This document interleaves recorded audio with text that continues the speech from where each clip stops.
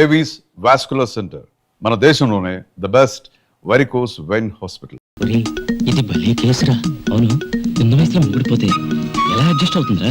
Sex connections ఉంటాయరా? బయటపడలేదు. మొన్న చిన్న చిటికేశాను, చెప్పుతో కొట్టింది. అలా యాక్ట్ చేస్తే గానీ కవర్ చేసుకోలేదు. పైగా మేము కథల పుస్తకాలైనా లోపాయికారిగా పెద్ద పెద్ద హ్యాండ్స్ లో ఉందిరా. నోరు మూయండి. దేవుడు నోరు ఇచ్చింది ఏదో మాటలు మాట్లాడడానికి కాదు. ఒక మనిషి గురించి అనవసరంగా మాట్లాడే చెప్పుతో కొట్టాలి.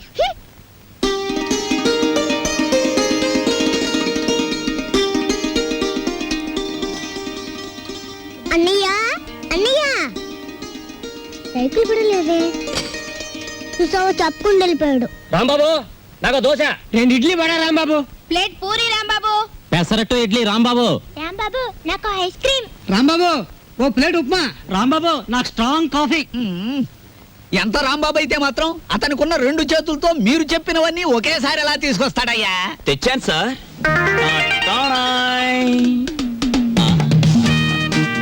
ఏమైంది?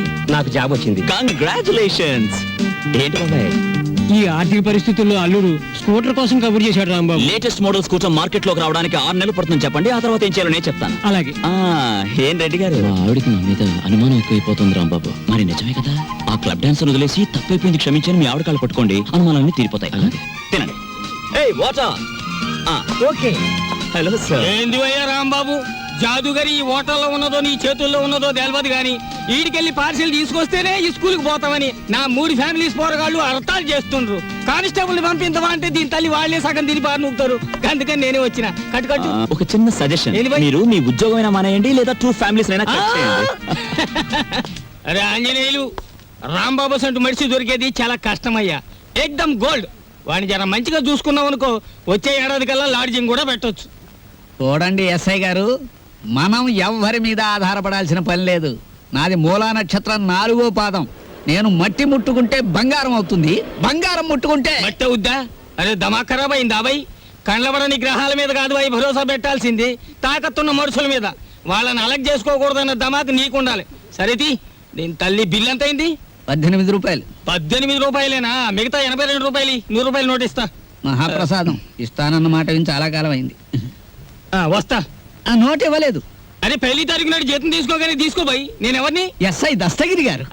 నికాసైన నైజాం మనిషిని. నేను అడిగిపోతా. పోతే నే పోతా. Good morning sir. డ్యూటీలోనే ఉన్నా కదా, నడుస్తుంది. రాంబాబు, నిన్న సూర్యాలమ్మ గుడి దగ్గర ఆ కిళ్ళి కుట్టు అబ్బులుగా లేడు. వాడు నన్ను చూసి కన్ను కొట్టాడు. చెల్లు నొక్కటిద్దాం అనుకున్నాను, కానీ అల్లరవుద్ది కదా. వాడు అసలే కేశవరా మనిషి. నేనే కన్ను కొట్టానని అందరితో చెప్తాడని ఊరుకున్నాను. ఇలా రా. ఏమిటా మీదకి ఎక్కేయటం? మా సర్వర్ తో నువ్వు ఇలా ప్రవర్తించడం చూస్తే మా హోటల్ కి ఎంత చెడ్డ పేరు వస్తుందో తెలుసా? రాంబాబు నాడని వస్తున్నాం గానీ అసలు నీ మొహం చూస్తేనే అందరికి చెడ్డ పేరు వస్తుంది. నీ మొహానికి ఫోన్ ఒకటి. వస్తా రాంబాబు. సార్, ఏమిటి? మీరు నెల జీతం అడ్వాన్స్ గా ఇస్తే మా చెల్లెలు స్కూల్ ఫీజు ఏమిటి అందరూ మంచివాడు గొప్పవాడు అనేసరికి నన్ను అడ్వాన్స్ అడిగే ధైర్యం వచ్చేసింది అనుకో. నేనేమను, నువ్వు లేనందువల్ల నా హోటల్ ఏం గోదావరిలో కొట్టుకుపోదు. కావలిస్తే ఉద్యోగం అనే సెల్పా. 6 పెసరై. ఇదిగో బాబు, త్వరగా లాంచ్ చేయండి. భద్రాచలం చూసి బండి ఎక్కాలి. గైడ్లో ఎంత లాంచి కదలదు మరి. ఎప్పుడు వస్తారు బాబు? వాళ్ళు అప్రోళ్ళు కోతుల్లో కూకున్నారు. ఆడు ఇక్కడే ఉంటాడు. వీళ్ళు ఇక్కడి నుంచి కదిలితేనే గానీ ఆడు కనపడ్డ మనకి. ఇవాళ రేపు రండయ్యా, మాకు టైం అవుతుంది. ఏంటి వెళ్ళాలా? వెళ్తే మా బాకీ ఎవడిస్తాడయ్యా? నువ్వు ఇస్తావేకి? మా కనపడేదే సంవత్సరాలు ఒకసారి. ఆయన ఇక్కడే పట్టుకోవాలి. రాందే మేము ఇక్కడ నుంచి కదలే కదలమయ్యా. వెళ్ళిపోయారు. ఇట్టి ముద్ద అప్పులో వెళ్ళిపోయారు. ఎక్కడ త్వరగా రాయా. భక్తులారా, వచ్చేసాను నాయనలారా. మీ అందరికీ తెలుసు, నేను ఈ భద్రాచలం లాంచీ గైడ్ని. నా పేరు విష్ణుమూర్తి. నా గురించి నేను చెప్పుకోకూడదు కానీ అసలు మ్యాటర్ ఏంటంటే, నేను రామాయణంలో గుహుడు లాంటి వాడిని. భక్తులను గోదావరి దగ్గరికి చేరుస్తాను.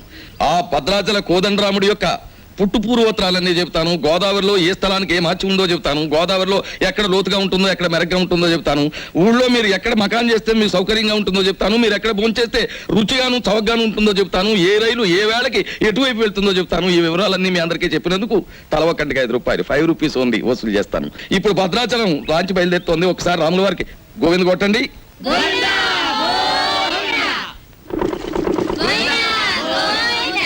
అసలు మ్యాటర్కి వస్తాను. శ్రీరాములు వారు చిత్రకూట పర్వతానికి వెళుతూ షార్ట్ కట్, అంటే బంగారు లేడి మ్యాటర్కి ముందన్నమాట. అదిగో అక్కడ మకాన్ చేశారు, అలా చూడండి. ఆ పక్కనే పెద్ద పెద్ద బండ కనిపిస్తోంది చూడండి, అక్కడ సీతమ్మ వారు చీరలు తుక్కునే సీతమ్మ తల్లి అలా చూడండి. భారత కాలంలో పాండవులు వనవాసానికి వచ్చినప్పుడు ఈ గోదావరి ఒడ్డునే వెళ్తుండగా భీముడు కాలు జారి పడ్డాట, కృష్ణ భగవానుడు వచ్చి పైకి లేవదీశాట, అక్కడ ఒక పెద్ద గొయ్యి పడిందట. ఇప్పటికీ ఆ గొయ్యని కృష్ణ భీమ గొయ్య అంటారు. దాన్నే బ్రహ్మరంధ్రం అని కూడా అంటారు. అది అదేంటండి భారతం ఇటువైపు రామాయణం అటువైపు జరిగిపోయిందంటారు? చేచే మేము నమ్మం. ఆ? ఉమ్. అపచారం అపచారం. ఏమైందిరా? మిషన్ మొత్తం చెడిపోయిందండి. కొంప మునిగింది. ఈయనేదో అప్రా చెప్పమాట అన్నాడు, లాంచ్ ఆగిపోయింది. ఎదురా సుడిగుండాలున్నాయి. ఆ. మొన్న నైజీరియా వాడ పులుసులో వంకాయల బుడుక్కుమని ఇక్కడే మునిగిపోయింది. భక్తులారా, మీరెవ్వరూ ఏమీ భయపడకండి. పంతులు గారు వాళ్ళు హడిల్ చచ్చే మ్యాటర్ చెబుతారు ఏమిటండి? ఏమైనా విరుగుడు మ్యాటర్ ఉంటే చెప్పండి. ఇప్పుడు మేము ఏం చేయాలి? ఏముందండి, గంగపోతు చేయాలి. ఆ. మీరు 100 ఇవ్వండి, భక్తులందరూ తలో 10 రూపాయలు ఇస్తారు, చేసేస్తాను. నా 100. ఓం గంగే జవనే జైవ గోదావరి సరస్వతే నర్మదా సింధు కావేరే జలేస్మిన్ సన్నిధిం కురు కావేరే తుంగభద్రా చ కృష్ణవేణి చ గౌతమి భాగీరథే మహానద్యా పంచగంగా ప్రకీర్తితా. ఓం శాంతి శాంతి శాంతి. యంత్రే ప్రారంభే శుభే. మోటార్ ఎదులు.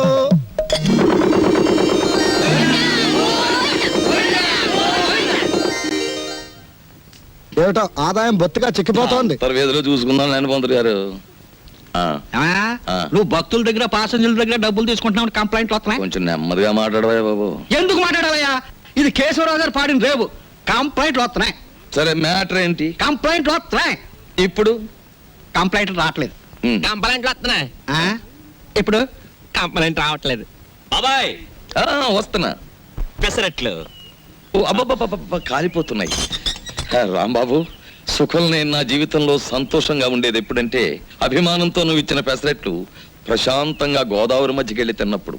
ఆ గోదావరి మధ్యనేటి బాబాయ్, ఇల్లుందిగా. అది కూడా ఒక ఇల్లేనా? అక్కడ మ్యాటర్ చూడు. తండ్రి వెంకన్న, కాకెత్తుకుపోయిన నేతిగిన్ని దొరికితే పక్కింటి పనికుర్రాడి గుండు కొట్టిస్తానన్నానా?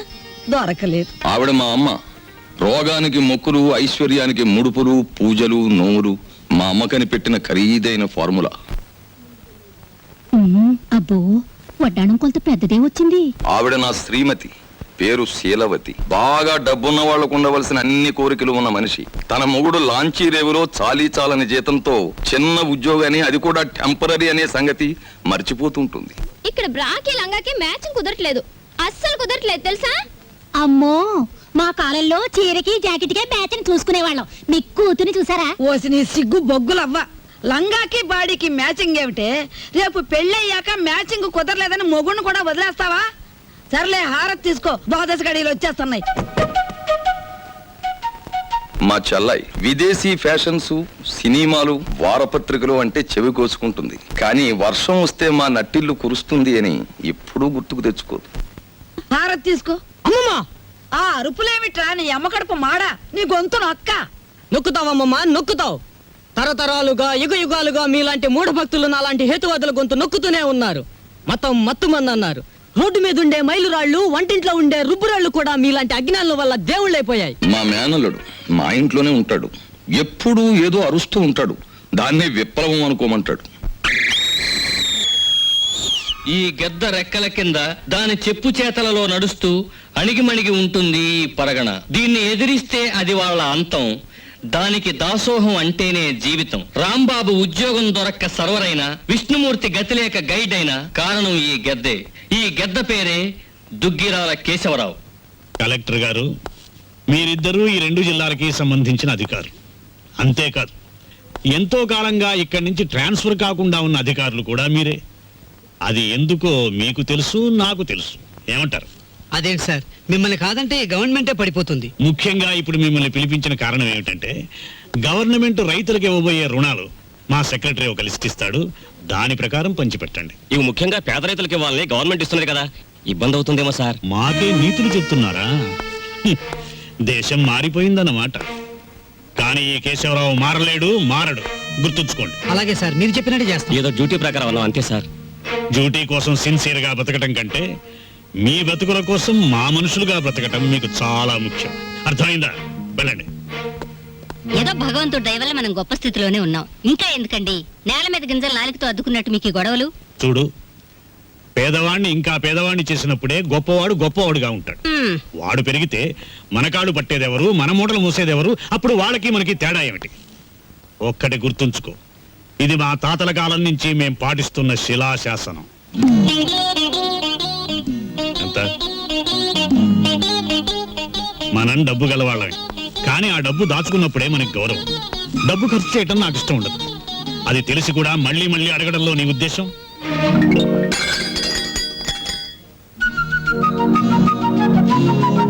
అలాగా నీ మొండితనం నా దగ్గర పనికిరాదు. డబ్బు ఖర్చు పెట్టడం నీకు సరదా కావచ్చు, కానీ దాని విలువ నాకు తెలుసు. నీకు పైసా కూడా ఇవ్వను. ఇదివరకు అనేక సార్లు చెప్పాను, ఇప్పుడు ఆఖరిసారిగా చెప్తున్నాను. నా కర్మకాలి మీ బిడ్డగా పుట్టాను. మామూలు మనిషిగా పుట్టుంటే నాకు ఈ ఖర్చులతో అవసరం లేదుగా. I want money. నువ్వు అరిచి గీ పెట్టినా సరే నా నిర్ణయం మారదు. ఎలా ఇవ్వరో చూస్తాను. ఇచ్చేదాకా అన్నం నీళ్లు మానేసి ఇక్కడ మార్చేస్తాను. మీ తండ్రి కూతురు ఇద్దరి మధ్య చచ్చిపోతున్నానే బాబు. ఆయన లాంటి మొగుడు నీలాంటి కూతురు దొరుకుతుందనే కాబోలు మా పుట్టింటి వాళ్ళు పోతూ పోతూ నాకు కొంచెం డబ్బిచ్చిపోయారు. నేను ఇస్తానుగా. I love you mummy.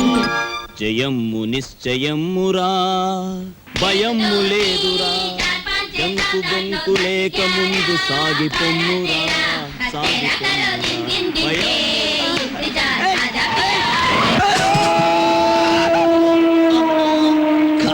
పొద్దున్నే ఎవరి మొహం చూసానయ్యో. ఏయ్, నువ్వు మనిషివా దున్నపోతువా? రోడ్డు మీద సైకిల్ నడపడం ఇలాగేనా? బోల్. బోలా గీలా కళ్ళు మూసుకుని కారుతో గుద్దేసి నన్నే దబాయిస్తావేంటి? అదృష్టవంతుడివి, బ్రతికావు. అసలు ఇలాంటి డొక్కు సైకిల్ తొక్కుతున్నందుకు నిన్ను బొక్కలు తోయించొచ్చు తెలుసా? ఇదిగో మాటలు జాగ్రత్తగా రాని. నాది డొక్కు సైకిల్. మొన్ననే ఓవరాలింగ్ చేయించా, 1940 మోడల్. ఇప్పుడు ఇండియాలో దొరకదు. పోనీలే వేలక, అతనితో మనకెందుకు? ఏయ్, ఆగు. ఊరికే పోనిస్తానా? నా సైకిల్ బెండ్ అయిపోయింది, బట్టలని పాడైపోయాయి. చూడు, మోచే ఎంత కొట్టుకుపోయింది. ఏయ్, ఏడోకు. ఇదిగో 500, పాతిక 50, 100 చాలు. ఇవిగో. ఏయ్, మళ్ళీ మాట్లాడితే వేగించు కొడుతుంది. తీస్తా. కొండ ముచ్చులు. ఏయ్, అలాకెవరనుకుంటున్నావు? ఎక్స్ మినిస్టర్ రావు బహదూర్ దుగ్గిరాల కేశవరావు గారి కూతురు. దుగ్గిరాల కేశవరావు, బొంగరాల అప్పారావు. ఎవరి కూతురైతే ఏంటి? కళ్ళు మూసుకుని గుద్దాడువేనా? ఈసారి దొరకని చెప్తాను. ఏనైనా అప్పుడే ఇంటికి వచ్చేసావంటే అవుటిలోనే ఉండలేకపోయావా? చెల్లెమ్మకు కోపం వచ్చినట్టుంది. రాదు మరి, ఇవాళ ఏకాదశి వచ్చి తలంటుతానని చెప్పానా? ఈలోగా వెళ్ళిపోతావా? ఓహో, అదా సంగతి. నీతో చెప్పకుండా వెళ్ళానా, అందుకే నన్ను కారు గుద్దేసింది. బాబు, నేను అదుపులో పెట్టలేకపోతున్నాను. త్వరగా పెళ్ళాన్ని తెచ్చుకున్నా అంటే నేను హాయిగా కూర్చుని ఏదో ఈ ABCD అనుకుంటాను. సిక్కొకటి. ఎప్పుడు పెళ్ళేసుకుంటావు చెప్పు? పెళ్ళంటే కిరాణా కొట్టుకెళ్ళి మిఠాయి కొనుక్కోవడం అనుకున్నావమ్మా? జూకెళ్ళి పెద్ద ఏనుగును కొనుక్కున్నట్టు. నాకు ఆకలిస్తుంది, వెళ్ళి ఫోన్ చేద్దామా? ఏమిటమ్మా మ్యాటరు? అంత దూది ముందేసు కూర్చున్నావు. వచ్చే శుక్రవారం రోజు మన ఇంట్లో లక్షొత్తుల్లో ఉందిగా. అన్నయ్య, ఏమిటి మ్యాటర్? ఏమిటిది? జాస్మిన్ స్ప్రే రేటు 1000 రూపాయలు. Made in England. ఇప్పుడు ఇవ్వకలేదు, వచ్చి తీర్చుకోవచ్చు. ఏమిటి మ్యాటర్? బంగారం రేటు పావలా పడిపోయింది. పావలా కాకపోతే ₹10 పడిపోయి మనకేమిటి నష్టం? మన బంగారు వ్యాపారం. నా వడ్డాడానికి 1/2 కేజీ చాలట. ½ కేజీ ఏమిటి? పూర్తి కేజీయే చేయించు. గర్భవతివి కదా, మొక్కరాడు పుడితే మువ్వలు మొలతాడు, మురుగులు చేయించవచ్చు. ఆడపిల్ల అయితే అన్ని ఆభరణాలు చేయించవచ్చు. చాలండి వెటకారం. కారింగదిలో చేయిస్తానన్నారని అడిగాం.